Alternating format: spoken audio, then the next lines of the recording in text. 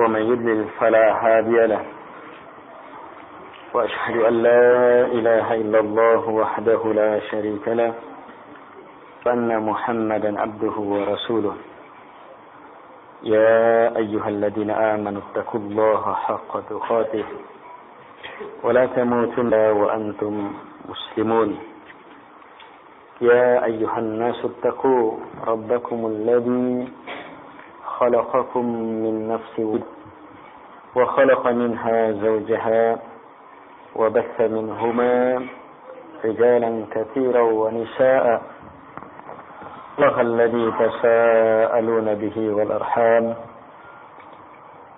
إن الله كان عليكم رقيبا يا أيها الذين آمنوا وقولوا قولا سديدا يصلح لكم أعمالكم ويغفر لكم ذنوبكم ومن يطع الله فقد فاز فوزا عظيما أما بعد فإن أصدق الحديث كتاب الله وخير الهدي هدي محمد صلى الله عليه وعلى آله وسلم وشر الأمور محدثاتها وكل محدثة بدعة وكل بدعة ضلالة وكل في النار.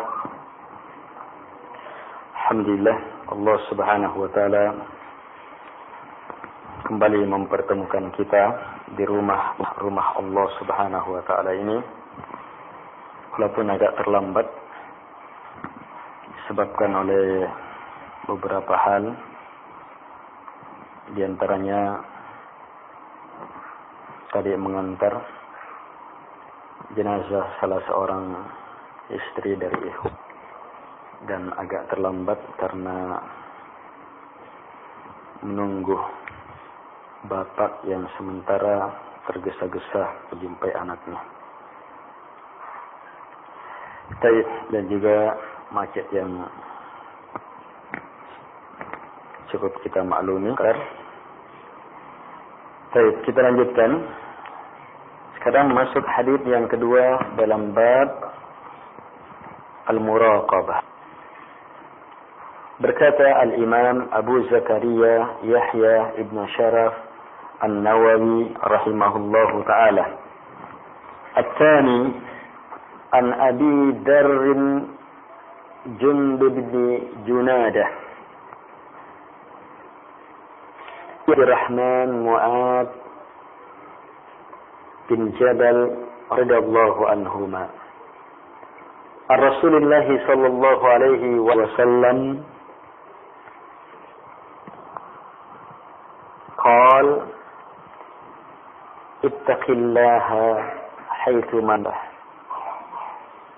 وأتبع السيئة الحسنة تمحها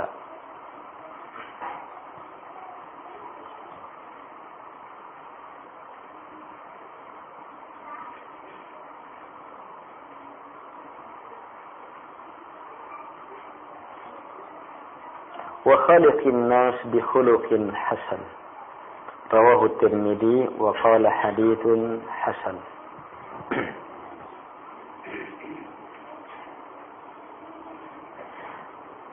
Dari Abu Dar Jundub bin Junad dan dari Abu Abdurrahman Mu'ad bin Jabal, semoga Allah berduanya. Keduanya meriwayatkan dari Rasulullah sallallahu alaihi wa ala alihi wasallam. Allah sallallahu alaihi wa ala alihi wasallam bersabda, "Ittaqillah."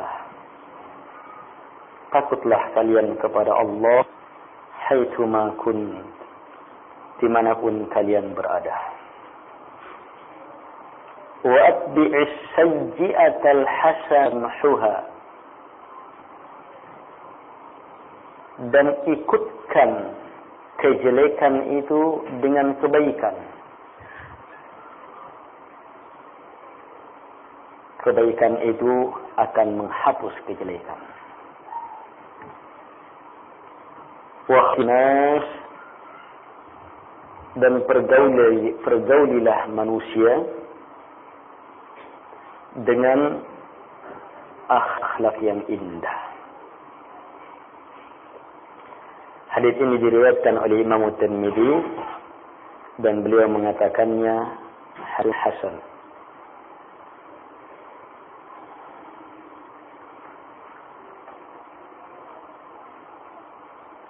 Al-Hakim juga rasanya mengatakan sahih ala syarti syaikhain wa lam yukhrija, dan disetujui oleh Imam Az-Zahabi rahimahumullahu taala. Hadis yang ada di hadapan kita datang dari dua orang sahabat. Keduanya adalah sahabat-sahabat besar, Abu Dzar, Jundub bin Junada, dan Abu Abdurrahman Mu'ad bin Jabal. Mu'ad bin Jabal yang merupakan ulama dari sahabat. Dalam sebuah riwayat Nabi mengatakan Mu'ad yub'atu yawmal qiyamah amamal ulama'i biratwa. Mu'ad akan dibangkitkan di hadapan para ulama dengan jarak, dia terdepan dari semua ulama dengan jarak biratwah, satu ratwah, di antara penafsiran satu sejauh mata memandang.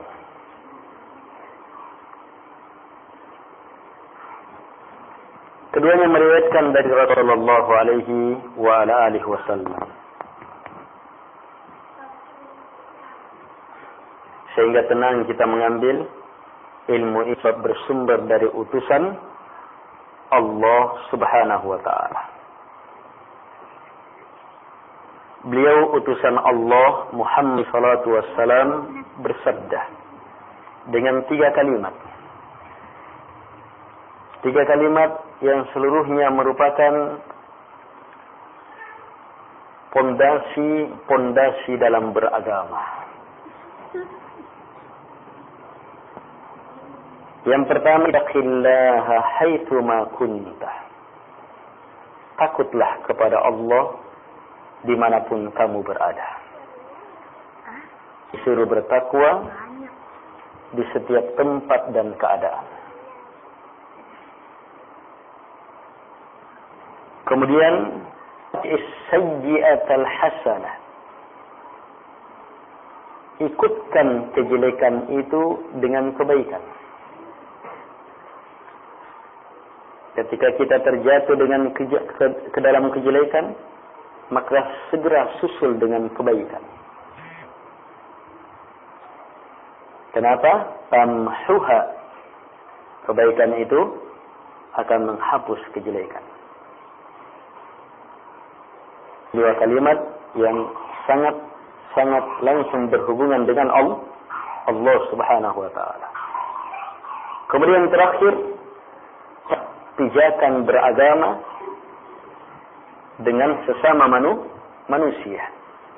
Wa khaliqin nas bi khuluqin hasan, dan pergauli manusia dengan akhlak yang indah. Inilah petunjuk Rasulullah sallallahu alaihi wa ala alihi wasallam kepada umatnya.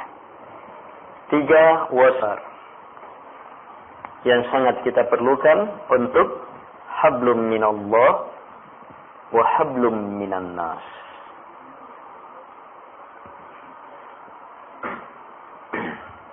Lihat yang pertama, ittaqillaha haitsu ma kunta.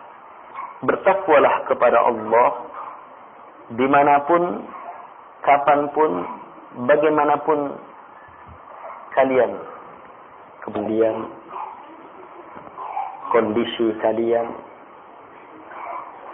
disuruh bertakwa kepada Allah. Apa itu takwa? Takwa melakukan perintah, meninggalkan larangan, itu takwa. Melakukan perintah, meninggalkan larangan. Ini penafsiran dalam bentuknya, wujudnya.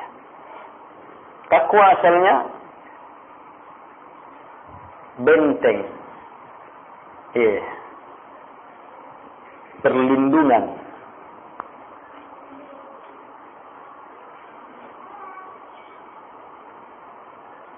Ada yang lempar kita, kita cari apa? Cari tempat berlindung yang dengannya kita selamat dari lemparan. Usaha ini namanya takwa. Inilah takwa, takutlah kepada Allah, artinya bentengi diri kamu dari murka Allah, dari azabnya Allah.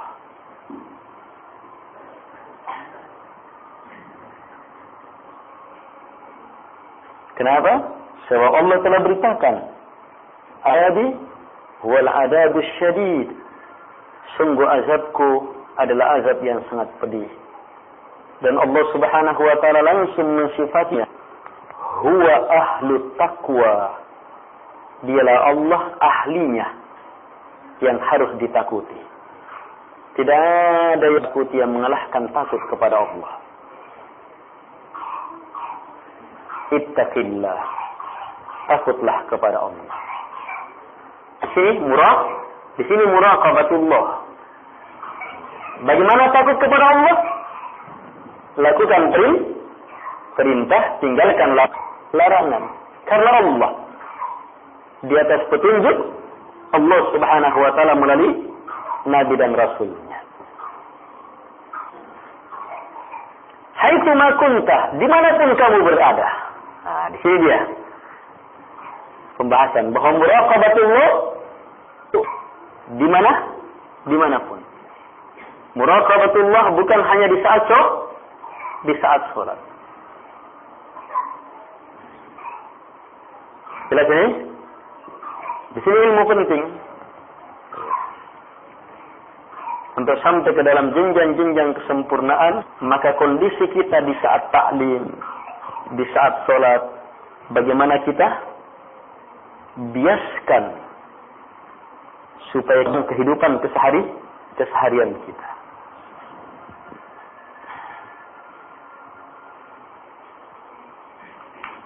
Kondisi sholat, suasana taklim kita itu kita upayakan di saat kita berjual beli di kantor. Ini ittaqillah haitsu ma kunta. Bagaimana bertakwa? Lakukan perintah, tinggalkan larangan. Ini banyak sekali uraiannya. Sehebat-hebat perintah adalah tauhid, keikhlasan.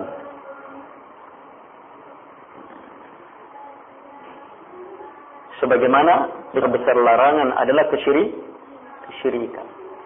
Tegakkan tauhid, jauhkan diri dari kesyirikan karena Allah Subhanahu wa taala. Tegakkan sunnah, jauhkan diri dari bid'ah karena takut kepada Allah. Tegakkan sholat, jangan sampai tidak sholat karena takut kepada Allah. Memberi karena takut kepada Allah. Dimanapun. Nabi bersabda, ittaqin nar. Pakai kata takwa juga di sini. Ittaqin nar. Takwa kamu terhadap api. Bentengi diri kamu dari api. Walau bisyamrah. Walaupun dengan sepotong kurma. Di sini Nabi tidak sebutkan takwanya, berarti kalimatnya mutlak. Karena itu pahami secara mutlak. Takwa dalam seluruh makna takwa. Ampun dan dimanapun kita berada. Inilah pekerjaan sebagai seorang muslim. Hidup di muka bumi. Untuk kepada Allah dimanapun mereka berada. Apa yang disebutkan dua kalimat setelahnya juga merupakan uraian dari takwa. Juga merupakan uraian dari takwa. Kalimat kedua, ada untuk menghadapi kondisi yang kita tidak bisa lepas darinya, yaitu pasti terjatuh ke dalam kesalahan. Kullu bani khata, semua anak cucu Adam pasti bersalah, dan kita dapat ilmu. Ilmu di sini untuk menghadapi kesalahan. Lanjutkan dulu hadisnya. Wa khairul khata'in at-tawwabun, dan sebaik-baik yang bersalah ada bertaubat. Berarti wa atbi'is sayyi'ah, susul kejelekan itu dengan kebaikan, maka kebaikan itu menghapusnya. Di antara kebaikannya taubat. Taubat itu hasanah yang sangat luar biasa. Fitnah-fitnah yang berhubungan dengan keluarga, istri terhapus dengan sholat 5 waktu. Susul dengan sedekah gugur. Sholat yang satu ke sholat yang satunya penggugur dosa. Jumat yang satu ke Jumat ini penggugur dosa. Ramadan yang satu ke Ramadan selanjutnya penggugur dosa. Susul kebaikan dengan kebaikan. Gugurul dosa berjenjang-jenjang, kebaikan pun berjenjang-jenjang. Jadi jangan dosa syirik mau dengan sedekah, tidak bisa dia. Harus taubat nasuha, lepaskan betul diri dari syirik. Dan dengan tauhid dan keikhlasan. Sebab penyakit syirik ini tidak bisa disembuhkan dengan obat sedekah dan semacam itu. Harus taubat dulu. Taubat itu penyembuh paling hebat. Kebaikan yang paling hebat. Dan sekaligus kebaikan yang paling hebat dalam mendatangkan kebahagiaan Allah Subhanahu wa taala. Lewat hadisnya, "Lallahu asyaddu faraha bi taubati 'abdi min hadid." Betul-betul Allah, kata Nabi, lebih hebat kebahagiaannya terhadap taubatnya jika dibandingkan dengan lelaki. Kebahagiaannya lelaki yang di tengah padang pasir, lengkap dengan dan berbagai perlengkapan makan minumannya di atas kendaraan. Kemudian tunggangannya ini dengan segala yang berada di atasnya. Dia cari dengan gelisah, kepayahan dia cari, sampai dia berputus asa. Terbaring pohon, menanti kematian. Sebab mau lanjut, tidak bisa lanjut. Mau makan, tidak bisa makan. Mau minum, tinggal mati. Tiba-tiba dia lihat. Setelah tersadar, dilihat, maka dengan tunggangan yang ada di hadapannya segera diambil. Karenanya salah dalam berucap. Ya Allah, Engkau adalah hambaku, saya adalah Tuhan. Ini kalimat yang tidak mungkin diucapkan orang yang dalam keadaan terkuasai pikirannya. Ini kebahagiaan yang sangat hebat, menutup sudah cara berpikirnya. Tapi itu pun kebahagiaan orang ini seberapa. Tiada nilainya jika dibandingkan dengan bahagianya Ar-Rahman At-Tawwab terhadap taubat hambanya, kembalinya hambanya ke jalan-jalannya. Allah turun nikmatan besar ini. Wa atbi'is sayyi'ah al-hasanah tamhuha. Susul kejelekan itu dengan kebaikan. Sungguh kebaikan itu mampu menghapusnya.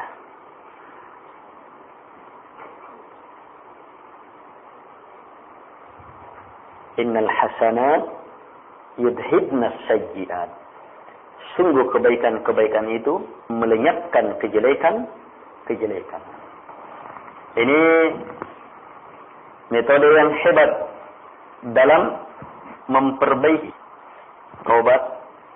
Untuk memperbaiki diri, ingat, kita yang namanya manusia tidak lepas dari sayyi'ah, kejelekan. Ada terapi yang sangat, yaitu apa? hantam dia dengan kebaikan. Terjatuh, susul dengan kebaikan. Kebaikan. Terjatuh lagi, susul dengan kebaikan. Terus pertahankan itu sampai mereka menjemput kita. Iya, sehingga kebaikan kita lebih berat daripada kejelekan kita. Al-ikhwah rahimakumullah.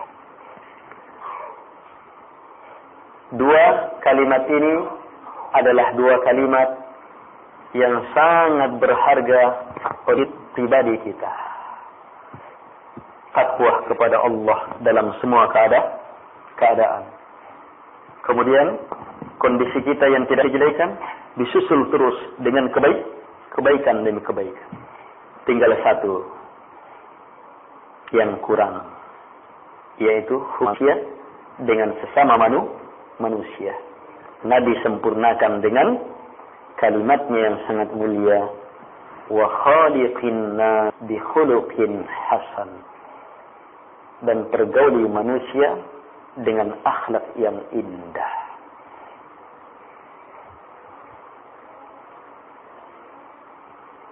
Sehebat-hebat manusia yang harus kita pergauli dengan akhlak yang indah adalah siapa? Hah? Siapa? Manusia. Siapa? Hah? Orang? Ya, ada di atasnya Nabi Muhammad sallallahu alaihi wa ala alihi wasallam. Sampai-sampai mengangkat suara saja di hadapannya haram.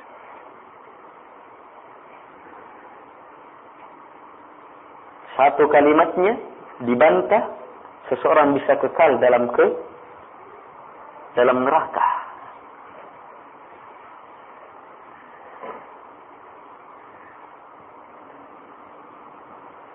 Harus betul-betul dipergauli dengan sehebat-hebat akhlak terhadap Nabi adalah cinta beliau dan mengikuti sunnahnya. Cinta dan ittiba kepada beliau. Ini sehebat-hebat akhlak. La yu'minu ahadukum hatta akuna ahabba ilai min waladihi wa walidihi wan nasi ajma'in. Tidak beriman salah seorang dari kalian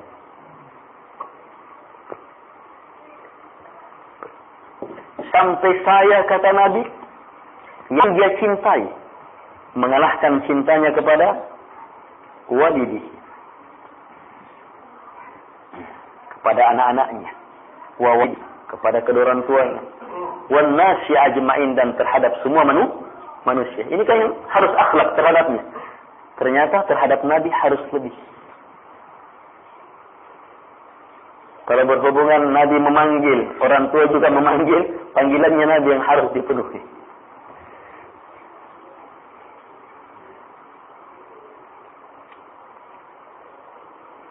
Kaum muslimin dan muslimat yang dimuliakan oleh Allah Subhanahu. Kemudian ittiba, mencontoh Nabi SAW. Ini akhlak yang sangat luar biasa. Inilah akhlak yang paling luar biasa. Sampai-sampai Allah jadikan syarat supaya kita dapat cintanya Allah dan pengampunan.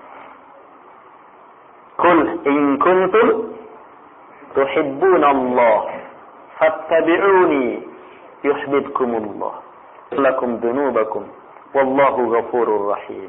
Sampaikan ya Muhammad, jika kalian cinta kepada Allah, maka fattabi'uni, saya Nabi Muhammad. Ini syarat ini. Ini akhlak yang termulia kepada Nabi ini, ittiba, mengikuti beliau. Apa akibatnya? Yuhibbu, Allah akan cintai kalian. Cinta kita kepada Allah dibalas. Syaratnya, sempurnakan akhlak kepada Nabi dengan cara ittiba, mengikutinya.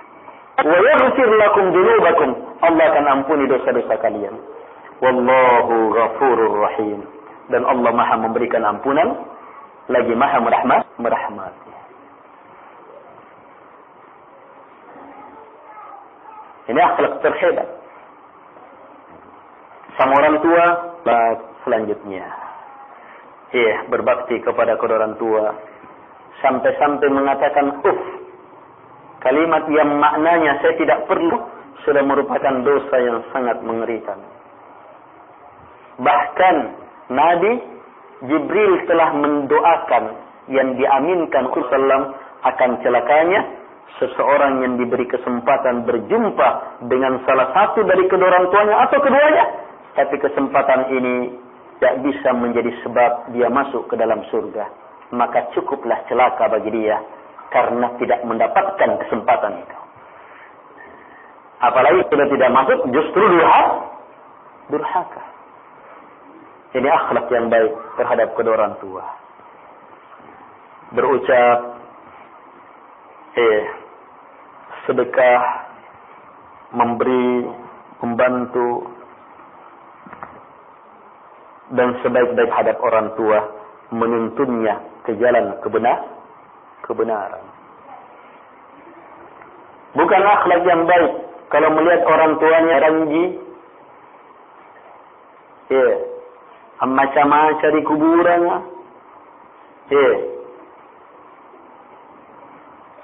datang ke kuburan, menyembelih kepada selain Allah, membaca, melakukan kegiatan-kegiatan bid'ah, bahkan syirik, biarkan. Bukan akhlak yang baik. Setelah kita mengetahui bahayanya bid'ah, kemudian kita biarkan, betul-betul anak durhaka kita. Kita biarkan orang tua kita celaka. Dakwai. Dan bukan dakwah yang baik kalau kasar sama orang tua.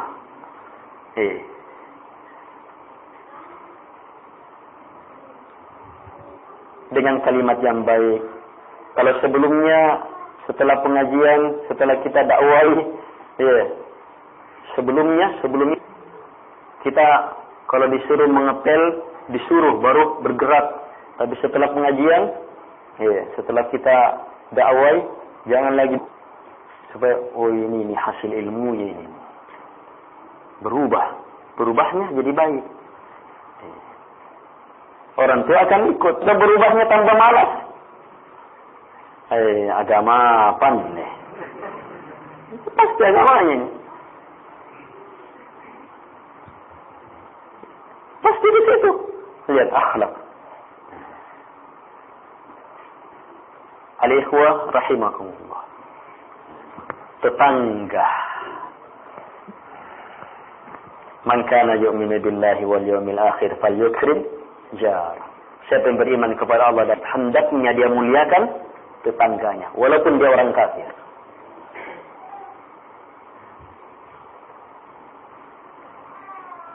Yang baik. Kita ada kue, ada apa kelebihan, kasih tetangga kita, walaupun dia orang kafir. Tapi kalau dia nakal, bawa kue yang terima. Itu akhlak yang baik.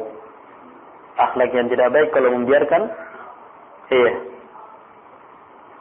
kita diseret kayak larut dalam kegiatan agamanya.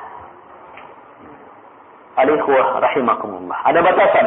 Lakum dinukum waliyadin. Tapi kalau tetangganya lagi membangun rumah, ya salahnya dibantu-bantu menggali. Walaupun dia orang akhlak yang baik. Tapi kalau ada acara kematiannya, ya akhlak yang baik ini. Kita pergi juga menyatakan turut ducita atas berpulangnya bapakmu ke Tuhan Bapak di surga. Dan ini kerusakan dalam agama.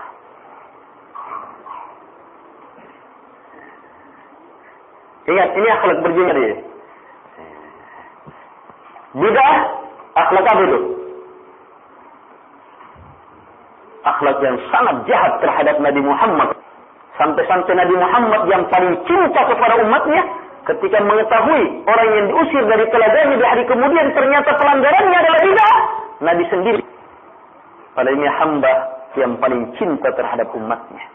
Tapi begitu mengetahui pelanggarannya, ternyata kata para malaikat, ma arafta ma ahdatsu ba'da. Wahai Muhammad, kamu tidak tahu mereka ahdatsu, melakukan perkara baru setelahmu. La ilaha illallah. Banyaknya bid'ah dalam perayaan, banyaknya bid'ah saat kematian, banyaknya bid'ah saat kelahiran, pernikahan, banyaknya bid'ah dalam dakwah, membuat metode-metode dakwah sesuai dengan maunya masing-masing. Banyaknya bid'ah dalam perpolitikan, tercampur dengan kedustaan dan kelicikan. Jangan lagi tanyakan banyaknya bid'ah dalam jual beli. Ada bid'ah di jual beli? Siapa bilang tidak ada? Apakah Nabi Muhammad hanya mengajar sholat dari jual beli? Man ahdatsa fi amrina hadza ma laysa minhu fa huwa raddun. Siapapun yang melakukan perkara baru yang keluar hadza dari apa yang kami bawa, fa huwa raddun, maka dia tertolak. Urusannya Nabi apa? Semua yang beliau bawa, termasuk aturan jual beli. Ini akhlak yang sangat buruk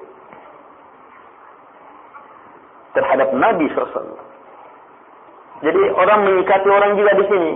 Kadang ada orang terlalu sensitif ketika melihat akhlaknya manusia yang buruk terhadap sesama temannya misalnya. Buruknya akhlaknya terhadap sesama temannya, mudah dia pahami. Jelek betul itu akhlaknya. Orang yang melakukan bid'ah, bagusnya. Ini salah dalam berpikir. Salah dalam melihat kotoran.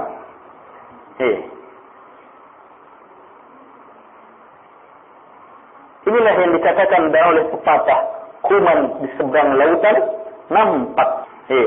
Tapi kotoran di pelupuk matanya, cica-cica matanya, itu tidak dilihat. Kotoran itu cica mata.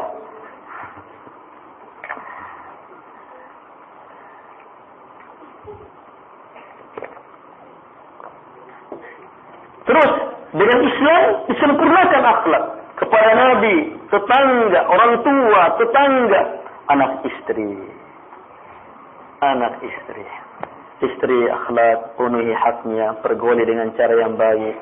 Istausu bin nisa'i khaira. Beri nasihat kepada wanita dengan baik. Kata Nabi, wanita itu seperti tulang yang bengkok. Tidak ada wanita yang tidak buat masalah. Kalau ada wanita yang tidak pasti istri Nabi. Tapi lihat banyaknya beberapa ayat itu turun khusus untuk istri Nabi. Menegur dan memperjerah mereka. Dan Nabi SAW sampai-sampai Nabi pernah mau joki mereka. Diboikot. Nabi menyendiri sampai 30 hari. Sampai 30 hari. Akhirnya yang terakhir diberi pilihan mereka. Kau memilih Allah. Akhirnya semua.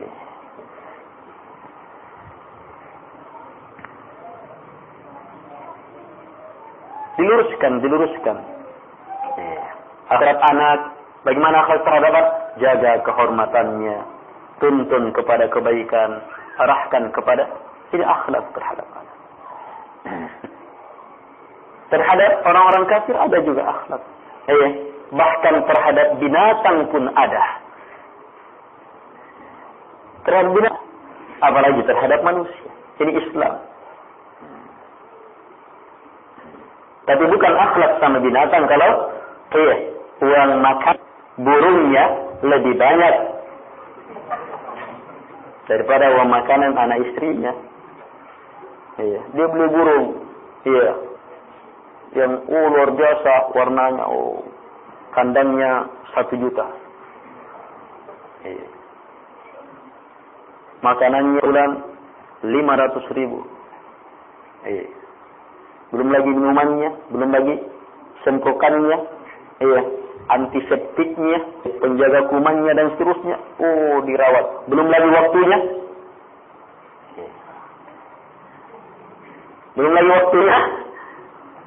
Ini gulu terhadap binatang. Orang kafir yang seperti itu. Orang kafir itu, sama binatang, lihat, puasa. Akhlak terhadap binatang. Sampai-sampai berani berkorban untuk membela anjing.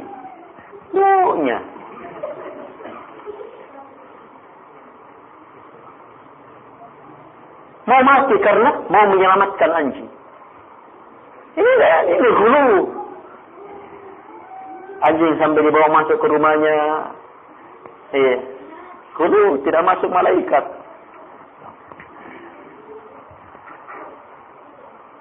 Ini hulu dalam bersikap. Jadi yang kecil seperti itu mereka bisa pahami. Sama binatang mereka bisa pahami. Tapi itu pun hulu. Tetapi yang lebih bagus dari binatang, sesama manusia, akhlaknya orang kafir sama tetangganya hampir tidak ada. Mereka tidak mengenal sudah tetangga. Terhadap pemimpinnya, terhadap orang tuanya, sebagian negara-negara kafir, orang tuanya la ilaha illallah, sangat mengerikan keadaannya. Walaupun sudah tua, disuruh sendiri cari. Masukkan panci jompo misalnya. Masukkan, tinggal dia masukkan, berarti masih dia perhatikan, tinggal dia doyai di situ. Orang tua yang sendiri disuruh cari makan. La ilaha illallah. Alikhwah rahimahumullah. Akhlak terhadap sesama manusia, hindarkan diri dari kezaliman. Sebab kezaliman itu apa? Adalah kegelapan di hari kiamat. Jangankan kezaliman manusia terhadap manusia yang lainnya, hewan terhadap hewan yang lainnya pun akan wa idzal wuhushirat, kata Allah. Dan ingatlah ketika hewan-hewan dibangkitkan. Dalam sebuah hadis Nabi menjelaskan domba yang dipatahkan tanduknya dan yang mematahkan dibangkitkan. Yang dipatahkan tanduknya menuntut kepada yang mematahkan. Jadi sesama binatang. Hanya beda cara hisabnya, beda perhitungannya. Binatang Allah katakan apa? Kuni turab, kamu jadi tanah. Tidak disiksa, disuruh jadi tanah saja.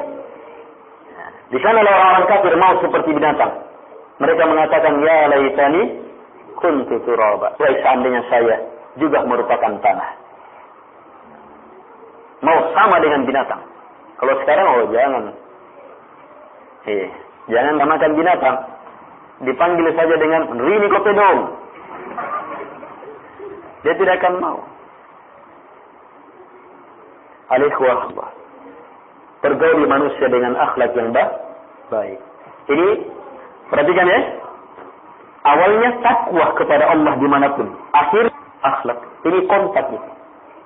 Semakin bertakwa orang kepada Allah, semakin bagus akhlaknya. Semakin beriman, semakin bagus akhlaknya. Nabi bersabda, akmalul mu'minina imana ahsanuhum khuluqa. Orang beriman yang paling sempurna adalah yang paling indah akhlaknya. Hanya untuk sampai ke sana perlahan-lahan, terburu-buru.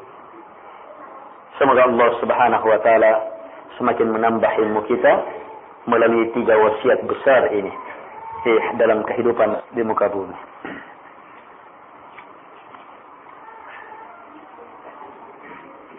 Apa hukumnya mendatangi non-Islam dalam kondisi habis melahirkan? Termasuk akhlak yang baik. Tetangganya,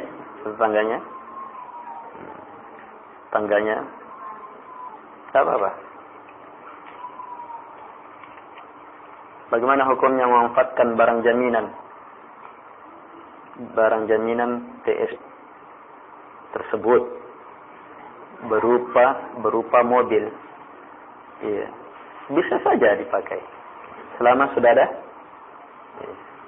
pembicaraan dengan orang itu dan tetap dalam tanggungannya ketika ada kerusakan. Cukup. Sekian, subhanallah.